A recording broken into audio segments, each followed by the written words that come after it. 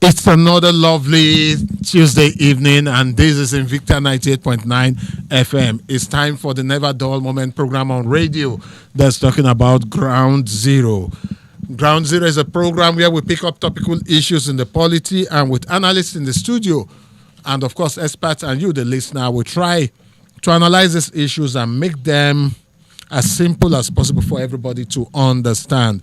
My name is Ehis Admo, and on the program Ground Zero today, I have some powerful men and a woman that will be doing justice to a very, very important issue. You know, most of the time, citizens would always hold politicians accountable only when it's time for them to go cast their votes. And when talking about holding politicians accountable, they are actually looking for those handouts and those peanuts that they feel will change their life. Most often than not, they really can never change anybody's life. Even a few of them that get the big bucks to campaign for politicians, would you say their lives were really changed? Well, I wouldn't know. On Ground Zero today, we'll be looking at how we can bring governance closer to the people and how we can get the citizens involved in what the government does, because all said and done, they are there for the citizens. And we'll be doing a very, very special thing today. That's a review of the State Development Project, the revised version, which from the beginning of the week, some CSOs were involved in looking at these documents and also seeing how they can add value to it. And talking about adding value to it, how whatever is contained in this document would impact on the life and lives of Nigerians, the citizens, and of course the electorate, like you know. Okay, that basically will be what we'll be looking at on the program today. But like you know, Ground Zero is a program where we start off talking of A and may end up rounding it up with Z. So I have in the studio with me Yusuf Goje from the Coalition of Association of Leadership, Peace, Empowerment and Development, CALPED. Yusuf Goje, you are welcome to Ground Zero. Thank you very much, Oga His. We will implant CALPED in your name. I will try. All of the time I keep stumbling on the words. I also have with me in the studio today a lady that's been around the corridors of good governance for so long and has impacted on the lives of so many people, and of course doing in her own little way how to make life better for the citizens. And she is from the Bridge That Gap initiative. I'm talking about Gloria Kasang Bolos. Gloria, you're welcome to Ground Zero. Thank you, Ehis. I was actually asking myself if it was me you were talking about, but thank you so much.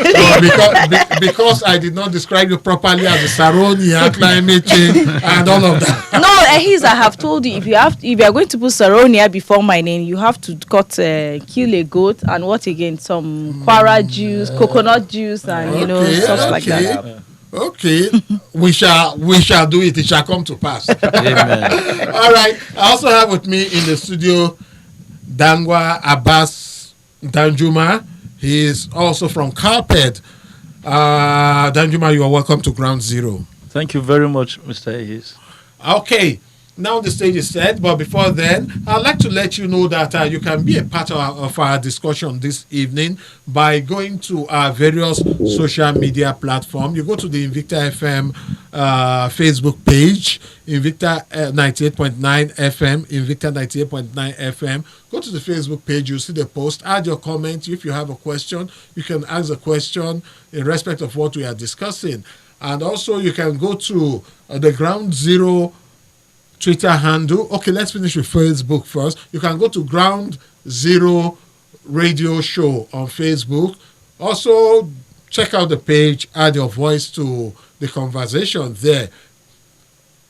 In addition, you can also go to the Ground Zero Twitter handle. Okay, Ground 0989. That's the Twitter handle of Ground Zero. And also add your voice. Remember to always hashtag whatever comment you are dropping, Ground Zero. And for today, we will definitely be looking at how we can make life better and easier. Now, when we talk about the state development plan, it's a document that many people need to have a better understanding of and what it stands, what it represents. I would want Yusuf Goje to first of all tell us what the state development plan is. What's that document? Well, the document, but I want to also use the analogy of individual and individual. It's just like asking a young man, what do you want to become in the next 5 years? Okay. So the young man will now tell you, I want to be a pilot, for example. Then you now tell him, how do you want to become, how would you attain that?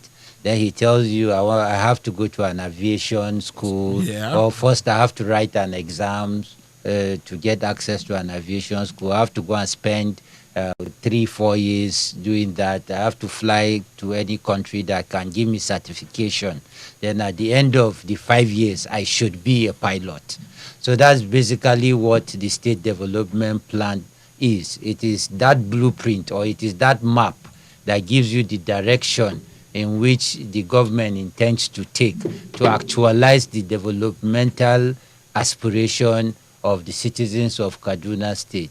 For example, if the government wants to improve the quality living standard of citizens, it means that more people will have access to quality education, quality health care. More people will need to have access to jobs, very qualitative and lucrative jobs. More people need to get the opportunity to actually exploit their potentials and be productive and make it lucrative. So it is all that government puts into a plan. And whatever government is doing within that period, because the development plan is usually a medium-term to long-term plan.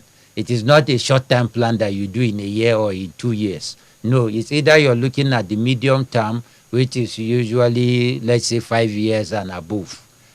So the government now, in terms of its budgeting, in terms of service delivery, it's all directed towards achieving those broad objectives that are captured in the state development plan. So, okay, yeah, yes. As I usually want to say, just like the way you have the Constitution of Nigeria, so also you have the state development plan as our constitution in terms of development. So it is that plan that will guide everybody that is working around development, be it the government, be it the private sector, be it us, the citizens, in ensuring that we either contribute our quota or we hold the government accountable to ensure that those developmental plans are very important.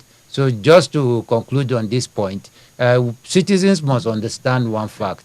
For government to work, it is not by a strand of the magic stick and development happens. No, there's a lot of planning that goes into it. And if we as citizens don't pick interest in these things, I know it's a very boring topic. People want to discuss politics and what have you, which is more exciting and emotional. But development plans are plans that speak to the heart of our issues as citizens around poverty and what have you. Okay, I'll come to Gloria now. Yusuf basically have given us a breakdown of what this plan is. How important would you say it is to the citizens in the governance process to have them involved in the development of this state development plan, or getting them involved in it? How important would you say that is? So on a scale of 1 to 10, I would say, if the scale will permit me to add an additional maybe 10.1, I'll add 10.1. So that is to show you that this is highly important for citizens. Because one, if governance is for the citizens, and governance is a citizens thing, if you have a political office, I think your responsibility goes back to the citizen. And so for anything you do, it's all about the citizen. And so if we call it a state development plan, there's development there, which is a very important word. It describes the document already. So if you are doing any development, who are you doing the development for? It's for the citizens. So citizens need to understand, okay, what is in there for us? How does it capture our needs? You understand? It's one thing to do a development that does not capture the needs of the citizens. So, I mean, it's a waste of time if citizens will not have input or do not understand or will not benefit from a state development plan. So, it's a document that is really very important, and citizens need to really understand what the state development plan is so that it can clearly capture their needs, it can clearly capture the issues on ground. And the good thing is this state development plan is by sectors. So, every sector has its responsibility, it has its project, it has its intervention. So it's very easy for citizens to look at it. Some persons' their priority might be in education. Yeah. In your community, you might look at it and okay, what we need is school.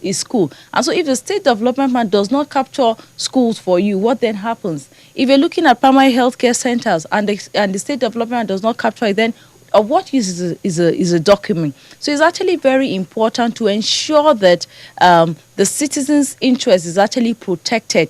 So on a, like I said earlier, on a scale of 1 to 10, I would say 10.1 is my rating of the importance of this document to the citizens. Okay, I'll now come to Martins. Now that we've established the fact that it's an extremely important document, you are into governance advocacy. How aware or conscious do you think the citizens are of this document and the need for them to be part of all of this process from your work on the field? Well, I will say that the state development plan is one of the many documents rather that citizens are not so much aware of. Every now and then you will hear people calling government attention, do this for us, do this for we need this intervention, we need this infrastructure, we need this particular kind of facility.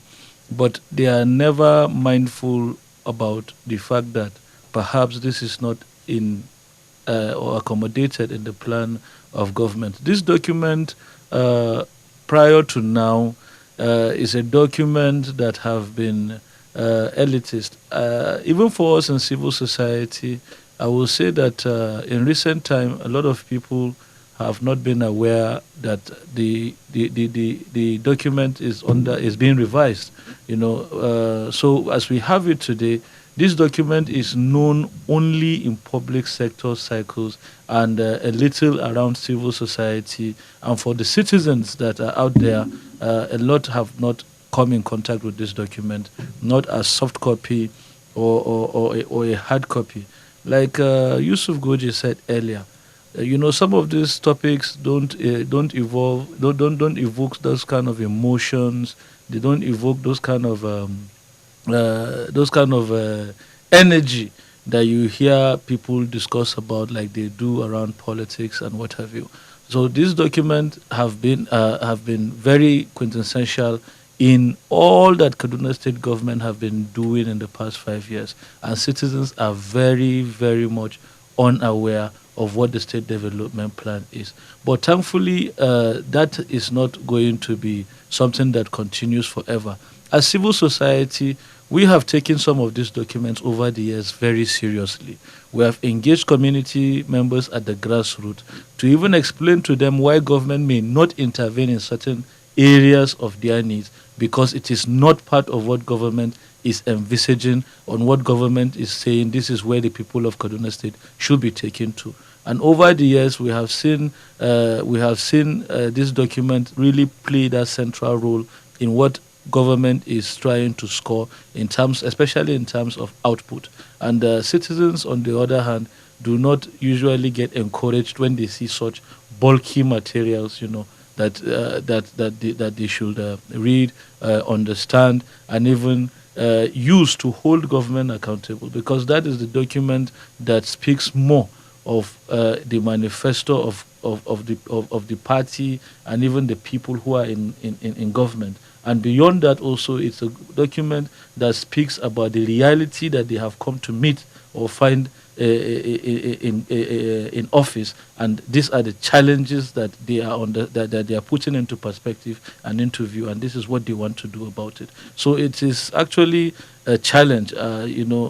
Citizens, Nigerians, it's not just Nigerians. There is the popular folklore that black people rarely read. So and that is why such documents mean little to citizens who are not really involved in development work, or are not even involved in governance, are not really involved in government. So that is what the state development plan is, and really indeed it is actually a document that people know little about, even despite the kind of effort that civil society in Kaduna have put forward to really sensitize people about it. All right. Yes, you're listening to Ground Zero right here on Invicta 98.9 FM, and today we are looking at the State Development Plan 2021 to 2025. Now, I'll come to Yusuf Goje. We have established the fact that this document is a very, very important document. We've also established the fact that there's a need for the citizens to be involved in the development of this document. Now, in Kaduna State, which happens to be a case study of this document now, would you say that would you say that the government, no, am I using the right word now? Would you say that the citizens are adequately involved in the development of these, or are they aware of even the content of these, or did they participate even in putting together what is desirous of them, or is it just the executive or the political leaders or class that will just sit down and decide that in the next 5 years we want to downgrade Kaduna to a village level, or want to upgrade Kaduna to a Dubai standard? Is this something that gets the citizens involved even in the preparations? Well, it is a very dicey question to ask, but I would say one thing for a fact.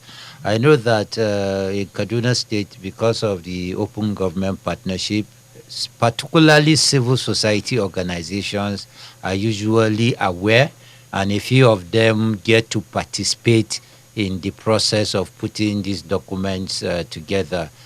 For the present state development plan that is presently being implemented, during the formulation stage, the government said it crowdsourced inputs into the plan, which they even held dinner and was it dinner and compensated a number of people that brought up the best ideas.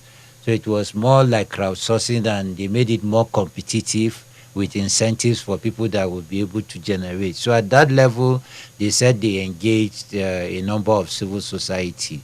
But again, the other angle we must look at it is that civil society organizations also have a critical role to play, because why we are civil society organizations is not only to criticize government, but also to engage government, get their policies and programs, then take it down to the grassroots, simplify it for the people that cannot read it as bulky documents or don't have the technical skills to analyze these documents. So when we talk about government, it's not only the responsibility of government. For a fact, if you see government tell you that they are putting large sums of money for citizens' engagement, we will shout. Just the way in the last 2 years, citizens' engagement in the government house budget has been over 200 million naira. We are shouting.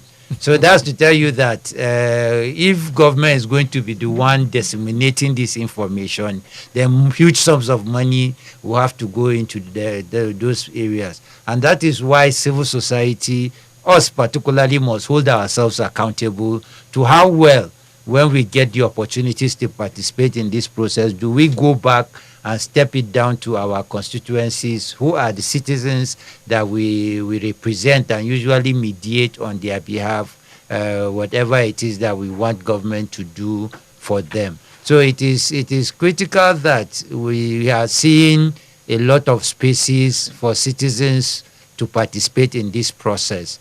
For example, during the review of the present State Development Plan 2016 to 2020, the state government put out a circular last year that all sectors, all MDAs should engage civil society and citizens that are interested in having an input in the sectors that we have in the state. Although, unfortunately, very few of the MDAs opened their doors for citizens to participate. A few of us participated. I know Ministry of Agri, Ministry of Health, Education, and one other ministry allowed citizens to engage and put their input. Afterwards, there was also the performance review process, which a few civil societies were part of that process to actually assess what all the MDAs have done within this period. Then fast forward to what we have now. Yeah. The state government last week also engaged another set of civil society to see that they validate or look at what the government is putting forth for 2021 to 2025. So it is in that meeting that civil society now said we can't sit down in a tiny room and assume that these are the issues affecting all the sectors. We needed this document to be given to civil society to go back to their various constituencies where the citizens we represent, to engage with them here, get their feedback, articulate it and bring it back to government. And well, graciously the government agreed to our demand as civil society, and they made that document available last week. And a number of civil society have been putting together activities to see that more people are engaged around this document. So these are some of the entry points. And we also heard, I don't know how true, that there will be a town hall meeting before this policy, this plan is finally adopted for the next medium term. So we are seeing openings for citizens to engage, but it is not enough. That is just the reality. Kaduna is 10 million plus people, so we need more platform. And we thank you for also providing Ground Zero as a platform for people to know these things. I can guarantee you that this is a very boring topic. Most of your listeners that are used to the firebrand would be turned off by this, but this is a matter of life and death. Yeah. Because what we are talking about is what is going to determine whether our health sector will work, whether our educational sector will work, whether people will get employment, whether monies will be utilized adequately. I was just looking at our debt profile in Kaduna State. It is up to 248 billion naira. Our debt profile in Kaduna. So it means that these monies, if citizens don't wake up and track these monies to see that they are being implemented in line with what the state development plan is talking about, to follow up to see that there is value for money in terms of the quality of what government is doing, then these monies again will just leave debt for our children and great-grandchildren to come and pay when what was actually these monies were collected for were not delivered, or were delivered in poor quality that would not last even 5 years. So these are critical things that we must continue to agitate. As boring as this topic is, citizens must wake up.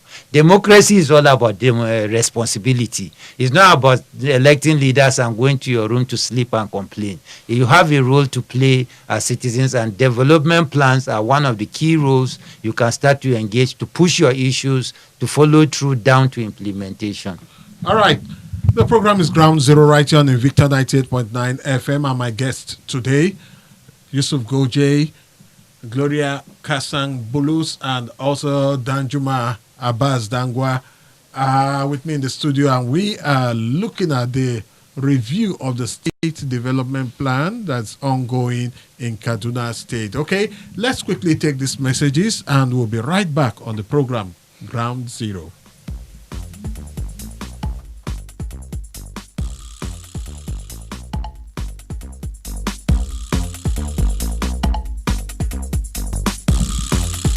All right, welcome back from that commercial timeout. You are listening to Ground Zero right here on Invicta 98.9 FM. And today we are looking at the review of the State Development Plan 2021 to 2025. And with me in the studio, we've been getting some very good information from the CSOs that we have here, that civil society organizations that are with us here on the program Ground Zero today. Before we took that break, we generally looked at what the documents represent, the importance of the document, and what level of involvement, how much the citizens are involved, and how much the government is also carrying the citizens along. Now, I know for certain that, Gloria, you were part of the review process because I was actually at one of them yesterday. Now, can you give us some, just randomly now, non-specific, randomly, your general take on what you saw in that document and what inputs the CSOs are making in the document, not to preempt the final outcome, of course? With what we saw yesterday in the review, I only wish that there would be an opportunity for the review or revised copy to be reviewed again. Okay. Because of our findings yesterday. And like we had actually stressed, it was supposed to be a co-creation thing because of the OGP. But unfortunately, we got hold of the document just barely, I think just about a week ago, on Thursday or thereabout. Yeah, on Thursday or Thursday or so. And we have to really walk around the clock and then put everybody together. And then, of course, we're submitting by tomorrow. So the time is actually limited. But then we're still able to do something around the document. And so from our review, generally, I think there needs to be some restructuring of that document because there were quite a lot of observations that came around. Is it that some things were not properly captured, does not really address the needs of the citizens, or were not clearly captured? Then we had some misuse of terms that we don't really understand how they come into place, and then some of them were too ambiguous or something that you then begin to think that how can this be realistic? You understand? So I think generally, like I said before, I when I started speaking, I wish there could be an opportunity again to sit down and then review this document, because the question is, who is this development for? Because I think one thing people get it wrong is this, most of our elected leaders, is this development is not for them. But I think probably they still think it's for them. So if it is for the citizens, then it should fit in well, it should serve the citizens properly. So with that, there are quite a lot of, we were able to review quite a lot of sectors, and so the submissions are quite much, and so it will be difficult to say, okay, this is, but I think generally if we have an opportunity to probably sit with them, with the government again, and give them the submissions, I think it will be better, and then it could be reflected back again on the document. All right. Martins, coming to you now. The way forward, because we are already at that crossroad or that bus stop, and the show must go on. Yeah. What would you suggest as some of the ways forward? Well, as a way forward, like Gloria has just mentioned, the development is for the people, and the government is for the people, and government in Kaduna State have opened a door. And that is because we have the co-creation process, the accountability, and this is why we are engaging. Since government have opened up, and this draft document is already circulating around citizen space, it is important now for citizens who can, at community levels, even as individuals, to go into that document. You may not be going through the entire pages of this document, but even if it is just the particular sector of interest as it affects you, and you are able to draw up some observations of things that you think are not being put into perspective, and give us and provide again why the recommendations that you have concerning such issues and provide justification on why these issues are important, we will continue to and provide that as feedback. This will go a long way in making sure that your voice, your input is valued in the final document that comes out. Because if you put it in there, you will also be looking forward to obtaining the end document that comes. And at that, you will also be in the know whether government have really taken into consideration your priorities or not. So as it is today, in fact, even from the engagements we've had in recent time concerning this document, it was more like an emergency kind of engagement because time is short, and this thing about planning cannot be done in such a hurry.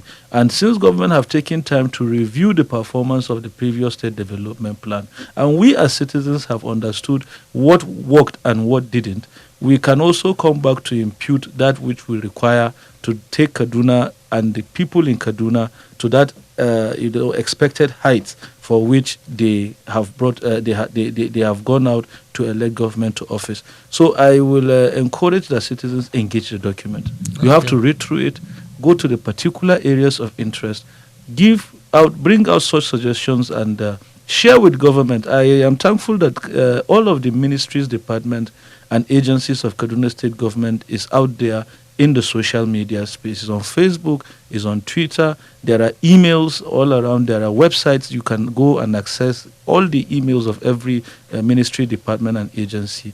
And please just share this. But particularly now, it is the Planning and Budget Commission that is anchoring the draft of this important document. So all concerns can be forwarded to the Planning and Budget Commission, Kaduna State Planning and Budget Commission, and I'm sure it will go a long way to help. And in the event that citizens have are more interested in sharing it to civil society organizations are out there on Twitter, on Facebook, and they can reach out to any and drop this in that particular format so that their input is accommodated. Because 5 years is a lot of time. In 5 years, a lot of things can happen. But let us hope that the contributions that citizens will make this time will make Kaduna better. And indeed, there's a prayer of everybody making Kaduna a better place for all of us to live in, work in, raise our families in. And this document, if properly put together and executed, will sure give a signal as to what the government wants to do in the next couple of years. Now, already I have some comments coming up, and I would want to get the listener properly engaged in today's program. I'll just go to our Facebook page and take this. I would want Yusuf Goje to react to the first one. That's he's saying good evening to the guest and everybody. We're in Chekun local government area, most especially in Sabontasha, to be precise, and Wangimbia have tried enough waiting the government's presence and attention. Our roads are completely dilapidated. Okay, now this is a part that sounds very interesting to me. Please, 2021 to 2025 is a long time. Remember, El-Rufai leaves office in 2023. Another government steps in and will change everything which has been a norm in our society. This is a comment coming from a citizen, a listener to the program. How would you address his concerns here? If, as someone that I'll say you're already involved in this. Okay, let me just pick it from the last part, where he talked about inconsistency in development plans, policies, and programs of government. I think in general that is what he's alluding to. If you check the Nigerian constitution, it says that the participation of people in their government is guaranteed by the Nigerian constitution, and sovereignty belongs to the people. And the purpose of government is the security and welfare of the people. That's what Section 14 of the Constitution says. Why am I saying this? It is if we don't own government and governance and development, every leader that comes into power has his eyes only for 8 years or 4 years. He only wants to score political points within this period to use it to campaign for subsequent positions he will want to contest. But globally, countries that have developed because they have long-time development plan. Regardless of which government comes into, which party or political party comes to power, the plan is already set out. It is only in terms of approach and strategy that and ideology that these political parties might differ. But in the core principles of where, as a state or as a nation, they want to go over a long period of time is already set out for any government that comes. So what we should do as citizens is that we must understand that there is a demand and supply side of government. The demand side is we, the citizens. Those in public office and the leaders were elected at the supply side. I always say the quality of our demand will always determine the quality of our supply. Martins will always do the scientific analogy of that everything remains in the same position until something moves it. And that is government. They will continue to do what they do until citizens decide to say, no, we are taking ownership of this process because our destinies should not end with our ballot paper. The ballot... casting our ballot. It should go beyond taking ownership of the decisions government make on a daily basis. So it is critical that we are more concerned so that if we like the policies, the development plan as it is now, if we take ownership, I can assure you that no political leader that comes after this government will change it.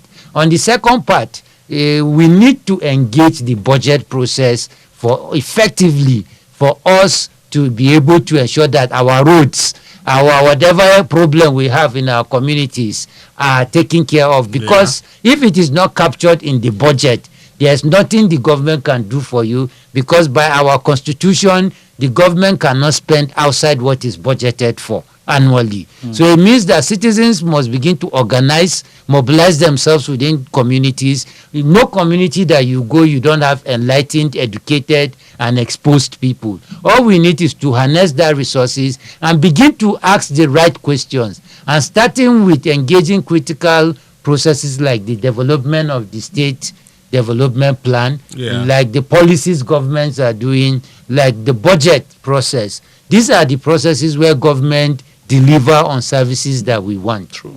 All right. I'll say very big thank you to Jeremiah Isaac. He actually sent that in from Angwangimbia in Sabon Tasha area of Chikun local government area. Pius Sylvester is just generally saying good evening, Peacemaker.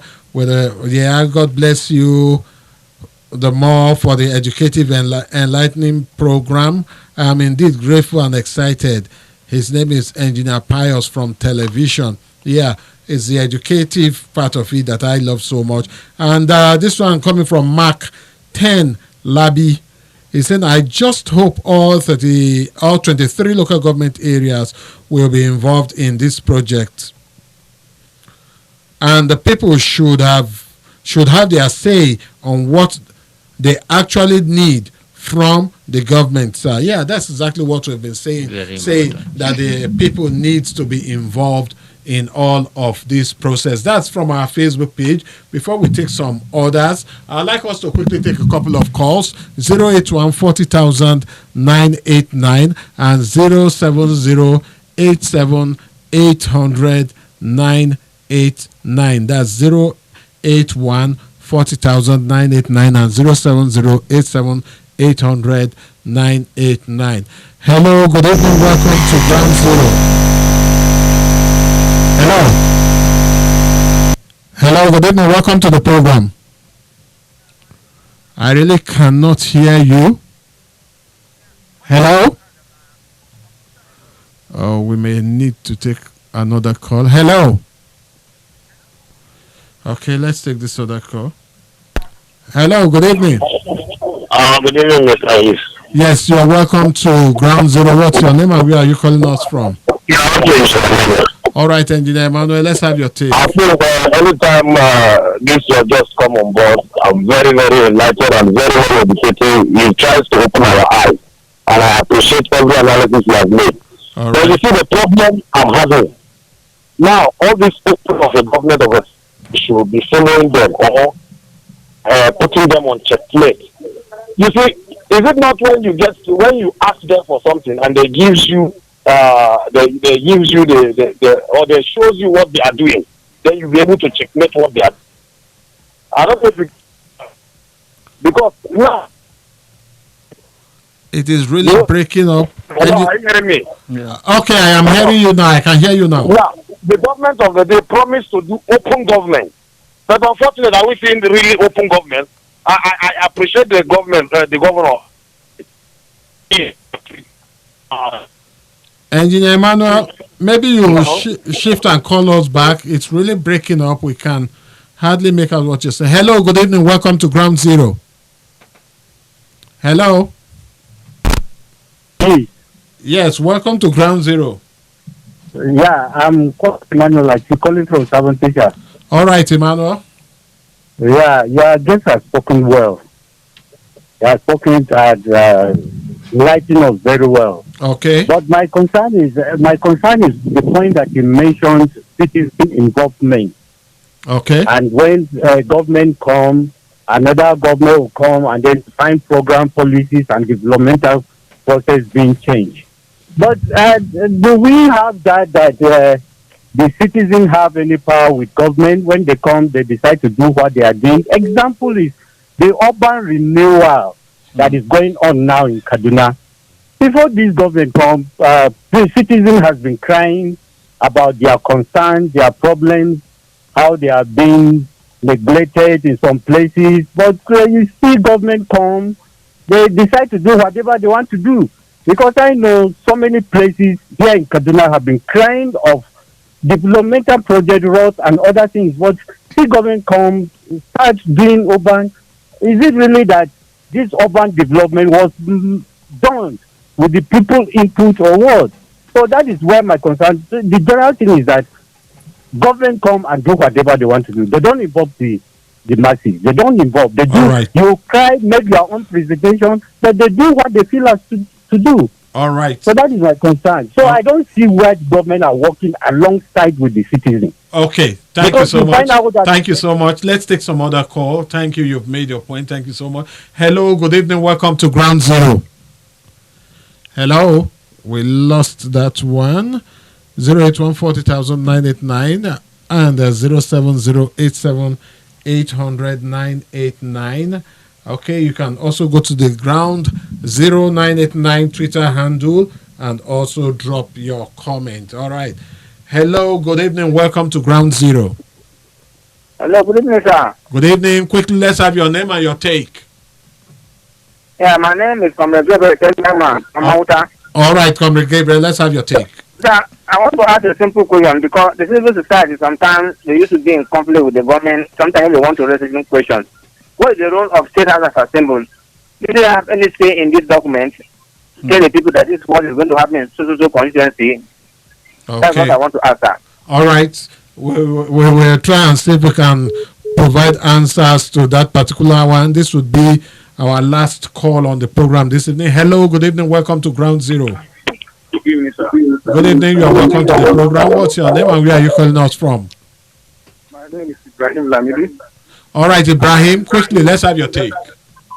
I mean, I don't want to talk too much, but the independent, they have been showing this kind of, I mean, we are getting a howl back. Sorry, we may not be able to continue with that. So let's take this. This number has been buzzing us. Hello, good evening. Welcome to Ground Zero.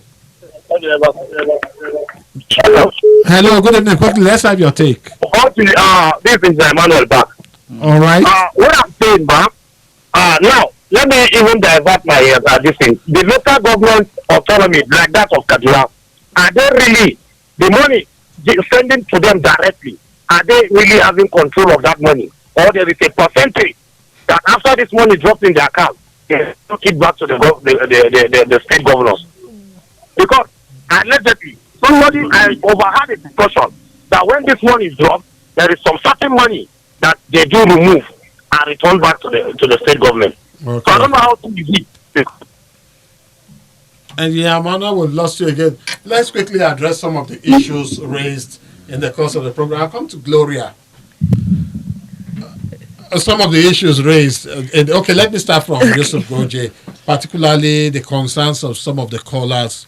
Let's address some of them. Well, usually we have a system that even though the federal government says they will be sending monies directly to the local governments, but the local government still largely depends on the state for a number of issues, security and what have you, and even infrastructural development. So what we have monitored as civil society is that anytime the money comes into the local government's account, there is a meeting that is called at the Ministry of Local Government, and that is where it is decided how these monies would be utilized. So usually these local governments still push these monies back to the state as deductions and remittances. And you know that a lot of these local governments still are struggling to pay salaries. So by the time they do these deductions and remittances and you have salaries, they have no money to do developmental work. So that's what we've seen. But what is more important is that citizens must take interest. We must demand the quality of our engagement. When we go to meet our members of the State House of Assembly, who should be in charge of carrying these documents to their constituents to tell them this is what the state wants to do. Give us your feedback so that we can lobby and push for you. Most of the time, citizens meet our representatives, and all we discuss with them is how we need money to marry, we need money to do naming ceremony, when we should be engaging them on critical issues. And sometimes that is why most of our legislators run away from us, because rather than come up with issues of development, we come with personal problems, personal needs, and they are also trying to survive. They are also trying to make money. So they will be running away from us. But when we demand developmental issues, they don't have any excuse not to do it. Yeah. One of the callers wanted to find out the role of the legislature in the development of this particular document. Well, there is no way this document is going to go without the legislators involved. It is a document for Kaduna State government. And when you talk about Kaduna State government, it's not just the executive arm of government that is involved. The legislative arm of government is involved. The judicial arm of government is involved. But the issue there is how well our legislators really taking this document seriously themselves. Because if they take it so serious enough, they will take it down and cascade it down to the people to have an understanding of what the issues are. I will also want to even talk about the person who spoke about the urban renewal. That urban renewal that he's talking about, if he wants to see it happen in his community, he should engage the state development plan and look at what puts his own community to disadvantage in terms of what government is doing. All right, and Gloria, a parting shot from you. Let me just say something about the citizens' participation. I know some of our callers have raised concern on how they can get involved or how open the government is. It might not be too rosy, but the thing is we just have to keep pushing and pushing. Though Kaduna State have signed up into OGP, or which if we understand how the OGP works, it's supposed to give us like an opportunity to make decisions alongside with the government and work alongside with the government for issues or projects that affect citizens. But it's not too, the way we see it on paper is not what we have on ground. But then we will not relent. Even if this government comes and goes, or Rufai comes and His Excellency, the governor comes and goes, another person takes over, we will keep engaging. Now, if we want to get results, then we have to keep engaging and keep engaging as much as we can. Like I told somebody today, they opened the door. We try to open the door, they push it back. We open, we push it back. So we keep doing that. You know that plane and when we're small, push and open until eventually the other side gets sad and you open. Because on our own side, we'll not relent. We'll keep pushing. All right. I guess that's about the size of the program Ground Zero today.